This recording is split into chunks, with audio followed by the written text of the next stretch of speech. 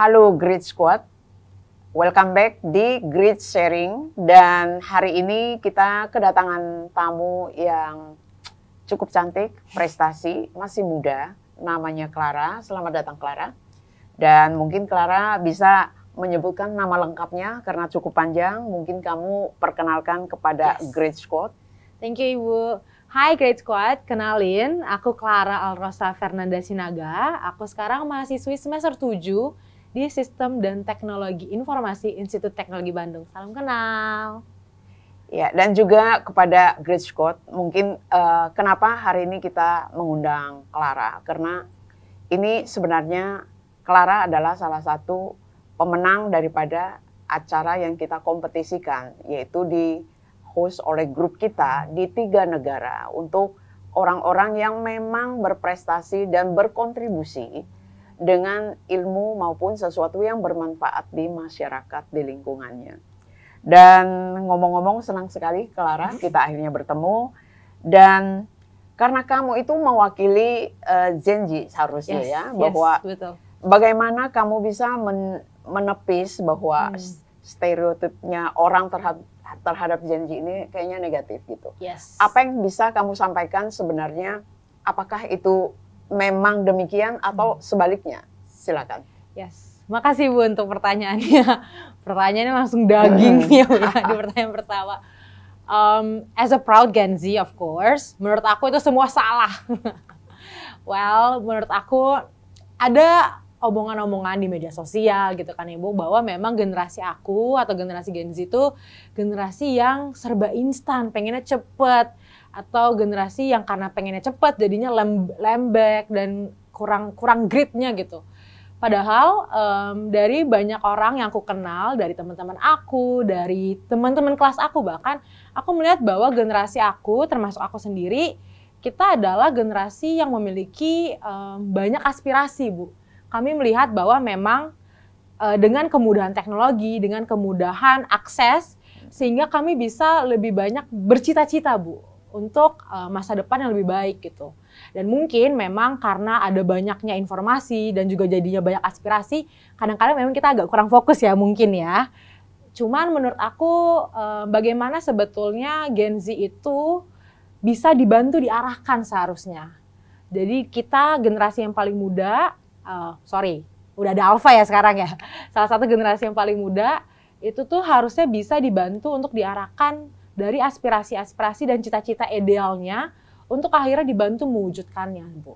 Menurut aku seperti itu. Iya, tetapi mungkin satu hal lagi yang mungkin semua orang tahu bahwa Gen Z itu gampang tersinggung, gampang frustrasi, sensitif. Tanggapan kamu apa? Oh, aku nambahin Bu.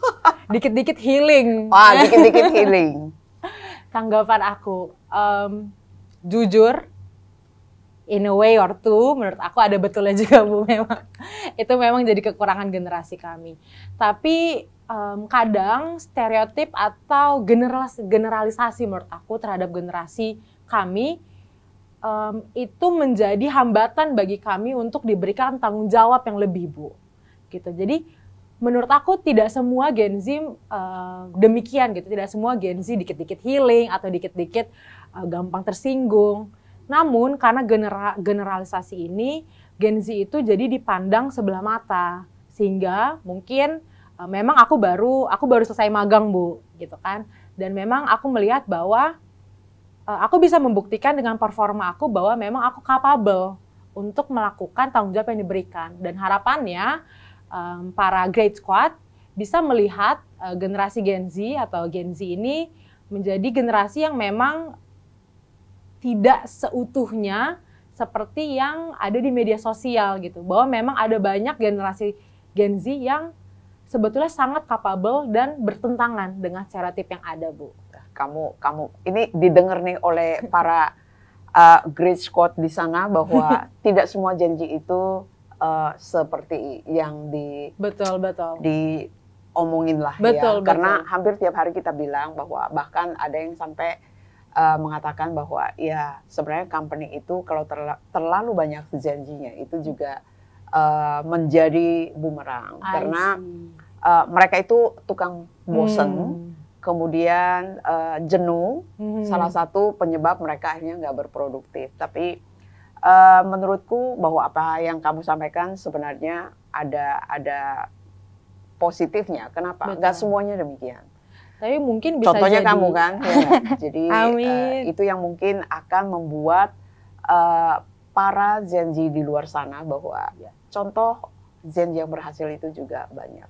Tapi Bu, mungkin aku yakin bahwa nggak akan ada asap tanpa ada api gitu kan. Nggak mungkin Gen Z langsung dibilang demikian-demikian kalau memang tidak ada aksi dari kami yang menyebabkan konsekuensi itu. Jadi mungkin pesan untuk diri aku sendiri, pengingat, dan juga untuk teman-teman Great Squad yang Gen Z, mungkin yuk kita analisis dan juga kita evaluasi diri, dan sebetulnya kita buktikan bahwa generasi kita itu tidak seperti yang selama ini dikenal, seperti itu.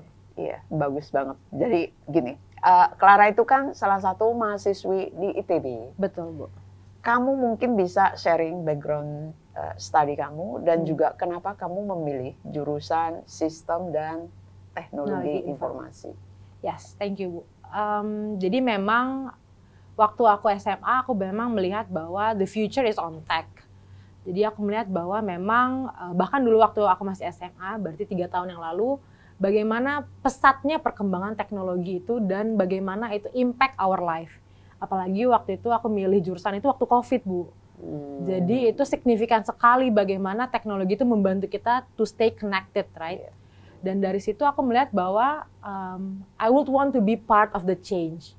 Dan dari situ makanya aku lebih mendalami sistem teknologi informasi, termasuk sekarang lebih ke artificial intelligence, Bu. Seperti itu. Bagus banget ya. Jadi justru dari momen saat COVID, kamu bukannya frustrasi tetapi melihat bahwa ini ada sesuatu yang memang harusnya saya connected terhadap jadi peluang pertumbuhan perkembangan zaman, tanpa betul. orang harus selalu melihat tantangan itu menjadi masalah pada saat kita melihat betul. situasi itu nggak membaik ya. Bagaimana kamu menghubungkan bahwa kamu itu adalah anak muda yang punya mimpi, punya cita-cita gitu. Nah, ilmunya kamu ini bagaimana kamu connect terhadap apa yang bisa kamu kontribusikan? Ya. Sebetulnya judul podcast kita hari ini menurut aku sanjungan besar, Bu, untuk aku. Amin, aku bisa berdampak gitu. Cuman memang awalnya kalau ditarik balik, aku sebenarnya kebingungan, Bu. Bagaimana sih sebetulnya seorang anak sistem informasi gitu kan, yang memang lebih banyak mengenal laptop, pemrograman, itu akhirnya bisa berdampak secara langsung kepada masyarakat. Dan ini aku imbangi dengan kegiatan di luar kelas, yaitu ikut unit kemasyarakatan, Bu, atau unit kemahasiswaan. Jadi unit yang aku ikuti itu kita bergerak di pengabdian masyarakat, di mana memang dari situ aku belajar bahwa ternyata hal-hal ideal, situasi ideal yang diajarkan di kelas itu bertolak belakang dengan apa yang ada di masyarakat sekarang. Jadi rasanya tuh seperti aku yang ada di balon terhadap privilege yang aku dapatkan gitu kan selama aku tumbuh. Itu seperti dipecahkan, Bu. Oh, ternyata 2 jam dari ITB ada loh siswa-siswa yang nggak tahu kalau kuliah itu mungkin dibantu oleh beasiswa. Gitu. Jadi dari situ aku melihat bahwa oh, ada banyak hal yang sebetulnya harusnya bisa mulai diselesaikan dari ilmu yang aku pelajari. Dan salah satu yang paling dekat adalah terkait ilmu lingkungan atau isu lingkungan, Bu, yaitu terkait sampah. Seperti itu.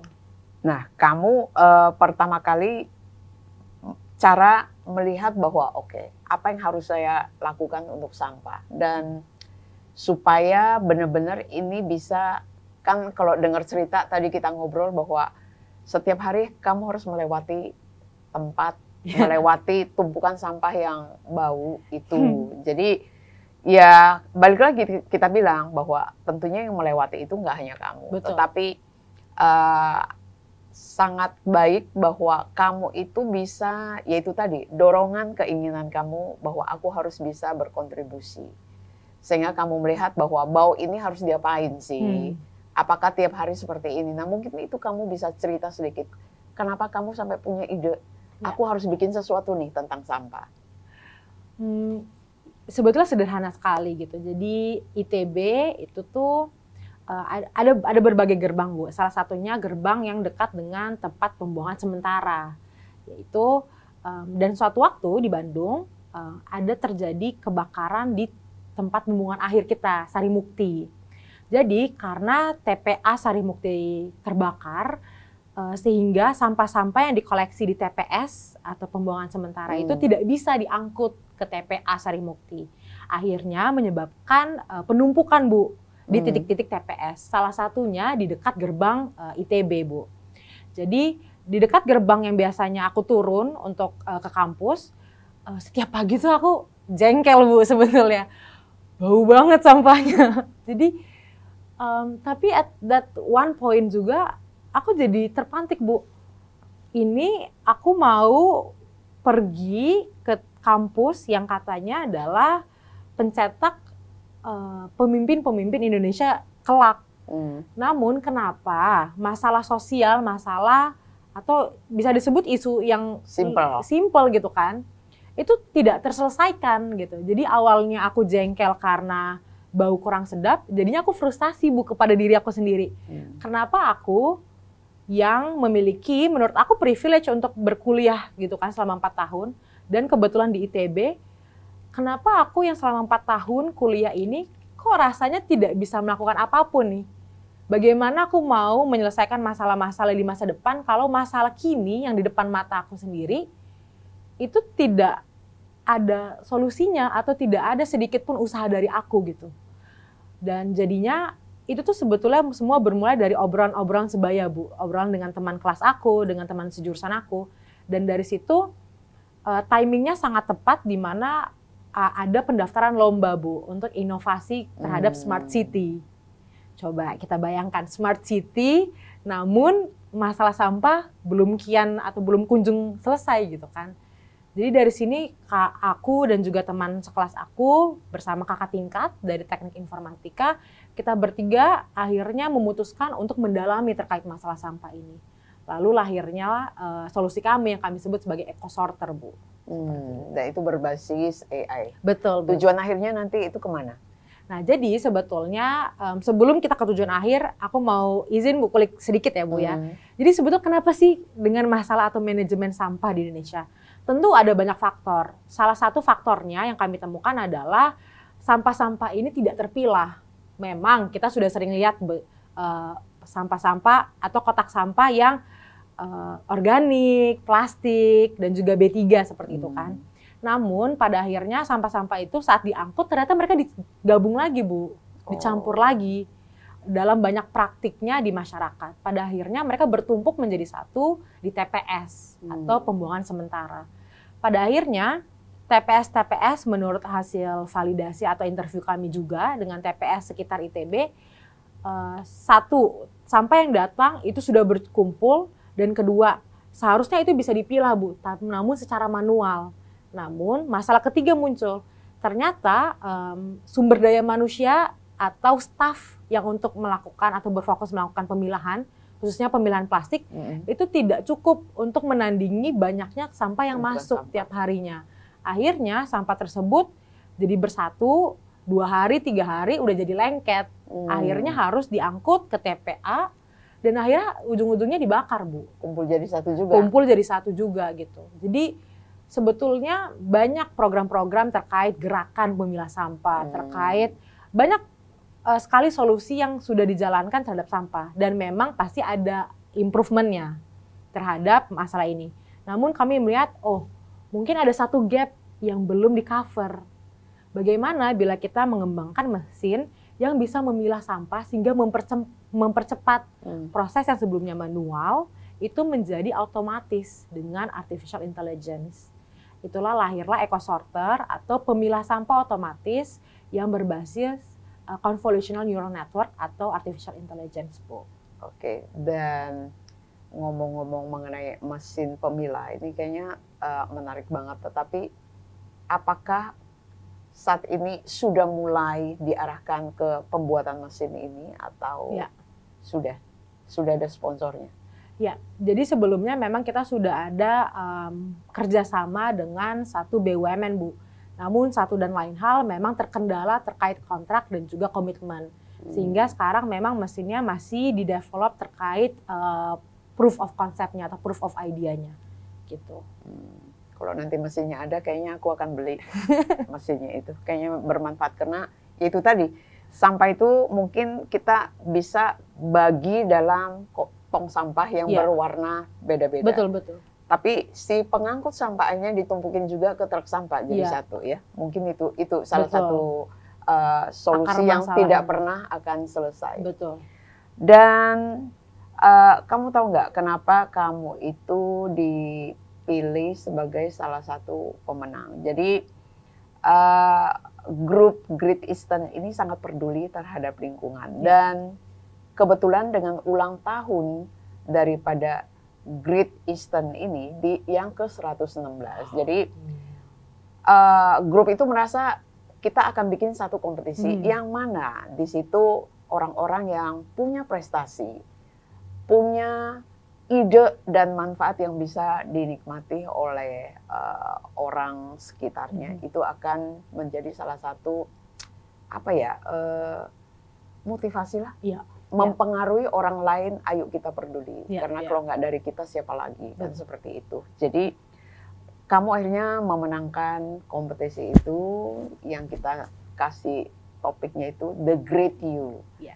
Dan aku pikir ya harusnya memang ini nggak semua orang bisa memenangkan itu dan benar-benar ini harus datang dari yang sangat genuine. Jadi dari sesimpel itu menjadi manfaat yang luar biasa.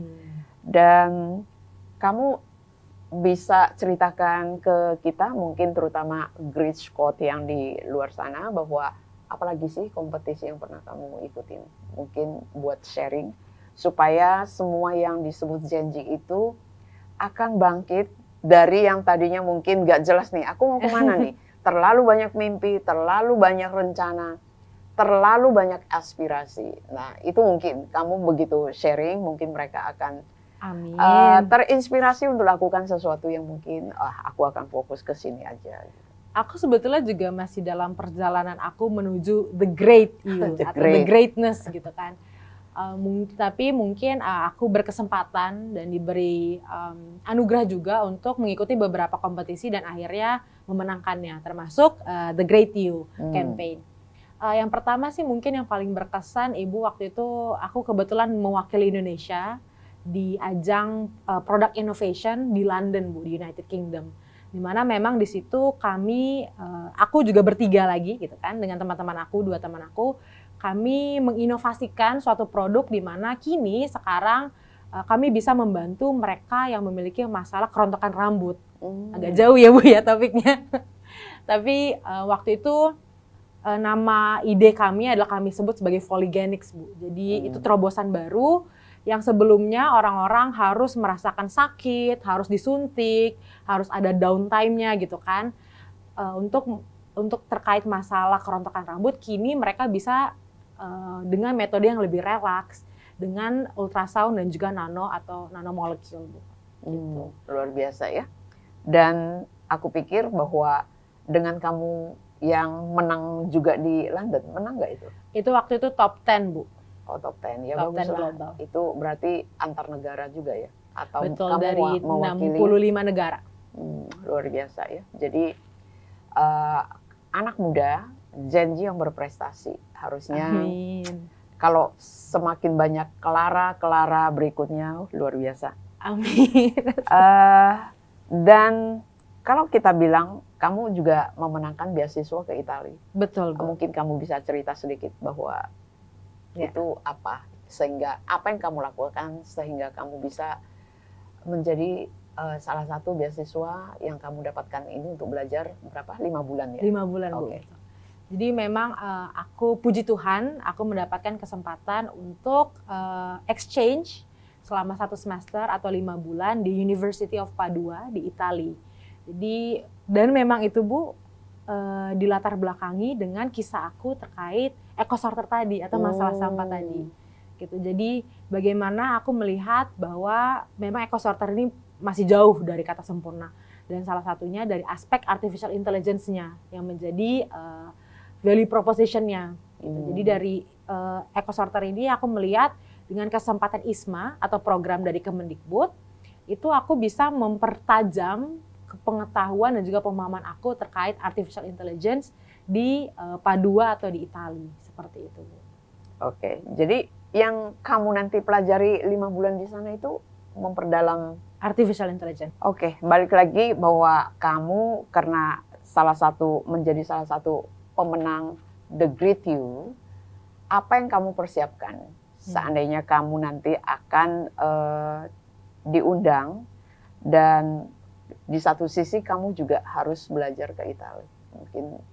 Ya, jadi memang terkait persiapan belajar ke Italia, banyak Bu hal aspek-aspek yang ternyata baru karena ini baru pertama kali aku student exchange, dan salah satunya pasti terkait asuransi kesehatan dan juga asuransi travel begitu Bu.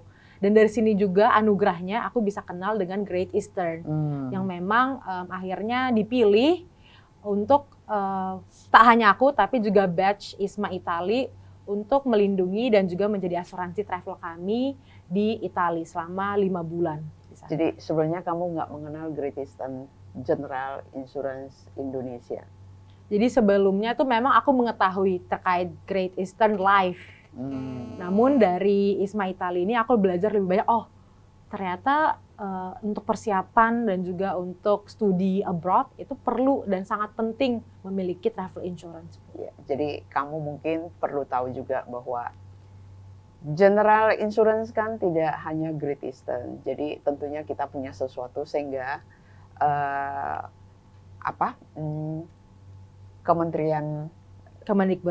Kemendikbud itu dan juga mungkin dari begitu banyak penawaran yang masuk, akhirnya kita dipilih untuk mensupport siswa-siswa yang akan berangkat ke Italia. Betul. Dan semoga bahwa nanti setelah kamu di Italia juga kamu akan tetap membawa nama Great Eastern. Amin. Supaya orang lebih banyak, lebih mengenal lagi, terutama Gen Z sebenarnya. Iya, betul. Jadi selama ini kita tahu bahwa orang beli asuransi jika mereka merasa mampu. Sebenarnya tidak semua harus mampu. Iya, betul, itu betul Bu. Iya, benar nggak? Betul. Jadi nggak harus mampu dulu. Yang penting apa yang kamu rasa perlu dan kamu bisa memilih kemampuan itu sesuai produk yang ada. Betul. Mungkin aku berbicara dari pengalaman aku di travel insurance Great Eastern mungkin ya. Aku sebenarnya agak kaget Bu dengan banyaknya benefit, namun harganya masih sangat terjangkau Bu. Jadi aku kayak, oh jadi betul tadi kata Ibu bagaimana sebetulnya terutama Gen Z ya yang belum terlalu mengenal produk asuransi. Mahal. Jadi sebenarnya nggak harus mahal atau nggak harus berjuta-juta, berpuluh juta bahkan. Iya. Jadi itu yang nanti mungkin kamu sampaikan ke teman-temanmu. Asuransi tidak harus mahal. Betul. Dan mungkin kita sudah sampai kepada sesi beberapa Great Squad di sana itu pengen nanya, terutama ke Clara. Jadi mungkin kita buka pertanyaan yang udah masuk dan kita akan mulai dulu dari siapa nih? Li Sintial. Jadi bagaimana Clara melihat peran generasi muda dalam menciptakan perubahan yang signifikan di masa depan? Apakah menurut Clara, Gen Z cukup berdaya untuk membuat perubahan ini? Atau ada tantangan besar yang mungkin belum disadari banyak orang? Ya, silakan Clara. Thank you Kali Cynthia untuk pertanyaannya. Mungkin kalau dari aku pribadi memang bagaimana sih aku melihat peran generasi muda, mungkin terutama Gen Z dalam menciptakan perubahan. Menurut aku singkatnya 3 kata, agent of change. Aku percaya bahwa kita sebagai generasi muda selain menjadi calon pemimpin di masa depan, juga merupakan agent of change bahkan pada tahap ini gitu, pada detik ini. Di mana hal-hal kecil yang datang mungkin dari kefrustasian atau hal-hal kecil terhadap masalah-masalah yang ada di sekitar kita, itu sebetulnya kita punya loh kemampuan untuk setidaknya mencoba menyelesaikan masalah tersebut. Dan mungkin menjawab pertanyaan kedua, menurut aku generasi Z cukup berdaya untuk membuat perubahan ini atau ada tantangan besar. Menurut aku salah satu tantangannya adalah validasi, Bu. Jadi bagaimana sebetulnya kami sebagai generasi muda, tentu kami secara pengalaman hidup masih jauh dong, gitu kan. Namun bagaimana sebetulnya kami memvalidasi kefrustasian kami, mencari akar masalahnya, gitu. Dan sebetulnya dengan rekognisi dari Great Eastern itu menjadi boost dan juga validasi besar kepada aku dan tim bahwa memang eco-sorter dan juga masalah lingkungan yang kami coba selesaikan yaitu sampah itu memang merupakan masalah yang real gitu. Jadi terkadang terkait validasi ini bukan cuman validasi kosong tapi juga diberikan tanggung jawab atau kepercayaan. Jadi kadang-kadang sebagai generasi muda, kadang-kadang kita terlimitasi oleh itu. Baik yang datang dari diri kita sendiri bahwa, aduh kayaknya aku nggak ngerti deh, aduh kayaknya nggak bisa deh. Atau yang datang dari eksternal yaitu ditutup pintu kesempatannya karena kami sebatas kami masih muda. Iya, Gitu. iya. Jadi balik lagi, validasi itu akan sangat menentukan. Ya, Terdorong, termotivasi akan untuk berbuat lebih. ya validasi dan support betul. Iya. Oke, next pertanyaan berikutnya kita lihat ya. Iya, ini dari Niantio. Apa aja sih yang memotivasi Clara untuk terus berkarya dan berinovasi serta peduli tentang isu lingkungan? Ini klise ya kelihatan, tapi kayaknya menjelaskan ini juga perlu penting. Makasih Kak Enhantio untuk pertanyaannya. Mungkin kalau dari aku sebetulnya privilege. Menurut aku kita mahasiswa, teman-teman mahasiswa yang punya kesempatan nih untuk mengenyam pendidikan 4 tahun itu sebetulnya sudah privilege sendiri gitu. Bagaimana kita diberikan ruang dan diberikan waktu untuk mengembangkan minat dan bakat kita melalui pendidikan formal. Jadi dari situ aku merasa khususnya karena aku di ITB, di mana ITB itu kan sebetulnya disupport pemerintah, disupport masyarakat.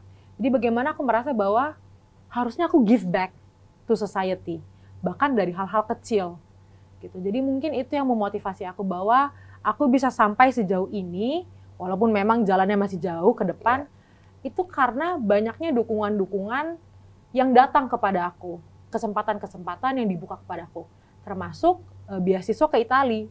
Itu kan sebetulnya dari masyarakat sekitar gitu kan. Jadi menurut aku sudah menjadi kewajiban aku untuk give back to society. Iya, tapi sebenarnya balik lagi bahwa dengan apa yang membuat Clara termotivasi menurutku salah satunya juga peduli ya. Jadi kalau kita melihat sesuatu, let's say ada sampah geletak di jalan atau kita bilang bahwa kalau kita naik kendaraan umum banyak banget orang meninggalkan sampah di tempat duduk dia. Jadi risih ya. Risih. Jadi aku pikir ya peduli itu perlu. Betul. Jadi kita tidak melihat bahwa itu kepentingan kita atau orang lain, tetapi peduli dulu. Peka ya Bu ya. Peka.